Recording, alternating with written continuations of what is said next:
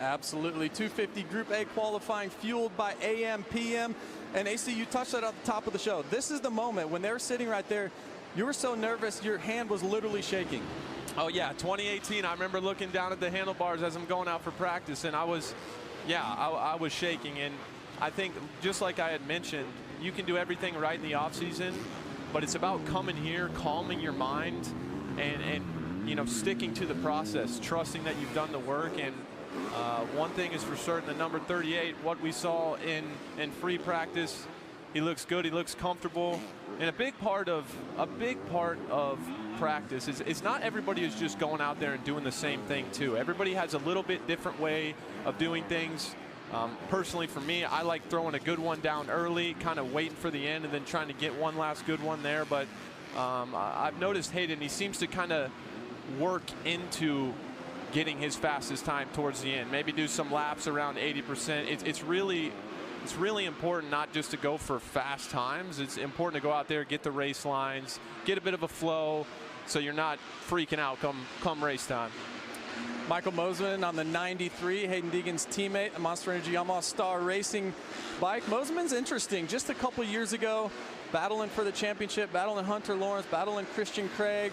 This is an interesting one to me. If there's any wild card out here in the 250 West, I mean, literally, he's good enough he could go win races. I don't feel like, you know, the beginning of the season, maybe he's gonna do that. You never quite know at Anaheim 1, but man, Michael Mosiman's a great rider. Absolutely, and he has been. I remember my last year at 250s in 2019, we had a really good battle at, I think it was Denver Supercross, and he's always had a lot of really good bike skill. He's struggled with some injuries lately, but it's really about, it's just about getting the ball rolling for him. If he can come out here in Anaheim, get a solid result and kind of build, he's a guy that really nobody's talked about, but he's one of those guys that has the capability of winning races, JB. Yeah, absolutely. He's done it before, right? And we're actually just hearing from our producer that Levi Kitchen was not on the line, so not sure what's going on. We've obviously heard he is under the weather, but let's go down to Haley for an update. Yes, and notably missing from the line is Levi Kitchen. I was just speaking with team representatives, and it sounds like right now, here's what we know. It's a debilitating virus, and the issue is that it makes him extremely weak. So as of right now, his day is on his schedule, even though he's not at the line right now. But until we know more, that is the plan. It sounds like they are going to be coming out with a release very soon, but that's what Levi Kitchen has been facing. He was notably not at the press conference yesterday, so a debilitating virus that makes him extremely weak. We're going to try and stay on top of this to bring you the latest. Wow, that is a great report right there, Haley. That's some breaking news. That's unbelievable. I mean, you look, we talk about it all preseason, right? Who can challenge Hayden Deegan? And the #1 name that kept getting brought up was Levi Kitchen. Absolutely, and I don't know if this is like a last-minute play for going East Coast. I think maybe that's why he's sitting this one out, because at a certain point, I think you can do free practice. I think as soon as you put a time in, yeah, registered time, you have to do West. So I think he's going to try to give it a go, but yeah, that's unfortunate for him. And speaking of title contenders, right here, Joe Shimoda, he's an interesting one. He's got a bit of an interesting dynamic around him. We all have seen the skill and what he can do on a motorcycle. I mean, man, he makes me want to get back out there when I watch him because it looks so easy. But he has notoriously struggled at the start of these championships, and I think Joe Shimoda fans, the guys that know he can do it, have been a little frustrated the last couple of years. He was one of the names at the top of the list last year, and I'm sure, you know, all these guys are doing the absolute best they can, but if Joe can find a way to get started a little bit quicker in this championship, I think it can mean good things for him. All right, you've spent a lot of time with Joe Shimoda. What is it that he needs to do? If you're his coach was Nick Way. He's no longer working with him, but he's obviously got the skills. What's the one thing that you would tell him? One thing I would tell him, I always said this to him. I said, you got to find the dog. You got to find the dog. You got to find that killer instinct in the beginning of the race, and I think he's worked on that quite a bit. But so much of it these days, and as the sport of Supercross grows and gets bigger, in part thanks to what you're seeing on your screen, the number 38 right here, the speed gets closer and closer, and then it becomes more about racecraft, line selection, and Supercross, ultimately, it's about putting yourself in the right position, as you see Hayden Deegan navigating around this down rider there. Hope he's okay. Yeah, looked like somebody who's down. But let's talk about fastest lap. Deegan, 106.3. And Mosiman, we talked about him earlier, 106.6. Look, it's sort of a surprise, but not really. Yeah, not really. I think, man, like we said, he's just one of those guys that I didn't even, to be honest with you, JB, it's my job. I didn't even know that he was racing. That's how I didn't even know he was racing A1. That's how kind of under the radar he is. But he's got the skill to be up there, and I wouldn't be surprised at all. I don't think you would be either to see him on the podium. It's like Hayden's setting up for a fast lap right here. 106.3 is not enough for him. He said, I think I got a little more in him. Look, he's been working on the whoops a lot. Christian Craig, his coach, one of the best to ever go through a set of whoops. If you're going to get a coach to go through the whoops, you would hire Christian Craig, right? Oh, yeah. He looked awesome through that section. I would either hire Christian Craig or I'd hire Justin Brayton because you were pretty nasty in the whoops, too. I like me some whoops, that's for sure.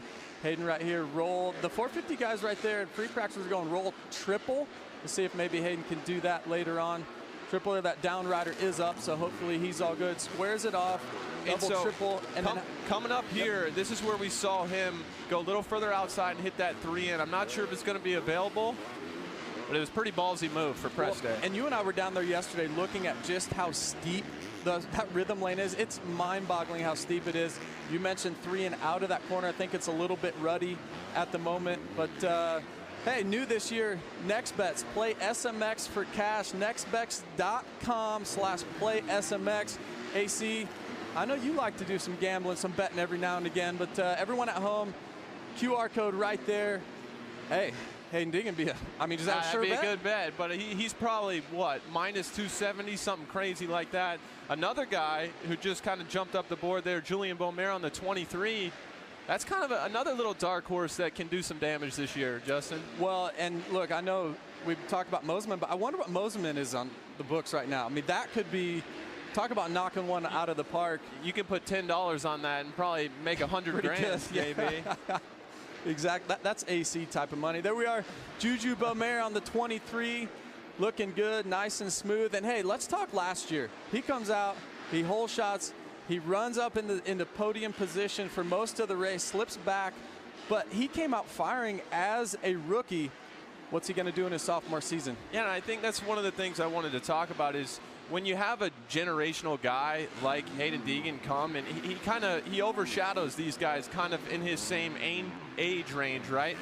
And I think that Julian Beaumer, for his first couple years being a professional, he's done an outstanding job. And he's shown everybody that he has the capability of winning a championship one day, of winning races. Of course, it's all about accomplishing these small goals on your way to the ultimate goal, which is winning an SMX World Championship. But I'm definitely looking for him to kind of make that next step this year. I think a lot of it is about consistency. It's about being able to do it in every different type of condition, adapting, getting good start, just putting it all together. And I think he has everything he needs in order to do that. Yeah, he's on a fast one right now. Let's see if he can finish it off. Trying to bob and weave through some guys, but he's only 1/10 off of Hayden Deegan right now. But I love what the 23 Juju Beaumer has going on. He's got Davey Millsaps as a coach. He's a West Coast guy. He's a world champion jet ski racer from Havasu. He's got the technique to do it. I mean, all the tools are there. Let's see what this lap is. That was a pretty solid one. Let's see if it beats a 106.0. It does not. It's a 106.5, so still right there. Look, we talk about it a lot, Adam, how your fast lap, you can lay down that fast one, and sometimes, look, we don't have to look no further, a fast lap qualifier. The guy sitting right next to me, you were the king of it there in 2020, I believe. You almost every single one you would qualify fastest, but then I like to look at the second best time because that's the one that's more realistic. And right now for Julian Beaumer, his second best is the 106.5, and for Hayden a 106.2. So both of them are feeling really comfortable. I don't know why, but just the way I grew up, I was always good at the one lap pace. And to be honest with you, JB, I probably should have gone out there and done some more race style laps. I think sometimes we can get a little bit lost. You have to check the ego at the door a little bit in terms of being the fastest guy. It's not always the most important thing, but I certainly enjoyed my sprint laps. And you see somebody like Hayden, it's so interesting because he kind of has it all, right? Like, he can go out there and he can throw down these fast times. He can go out there and you know he's not going to get tired. He's going to be consistent. And when you hear the name Hayden Deegan, we say it, you know, every fifth word, but we say it for a reason. It's because he's the complete package.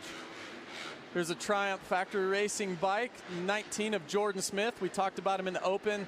I believe he is, look, we can't call him a sleeper because he's held the red plate even just 1 year ago. He won a race last season, but there's not a lot of hype around him, not a lot of talk.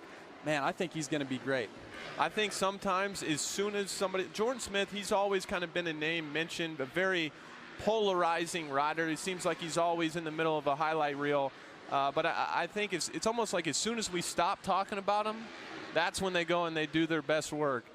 Yeah, you want to talk about resilience year after year, get knocked down, come back up, have the red plate. I'll never forget Las Vegas having the red plate. He almost has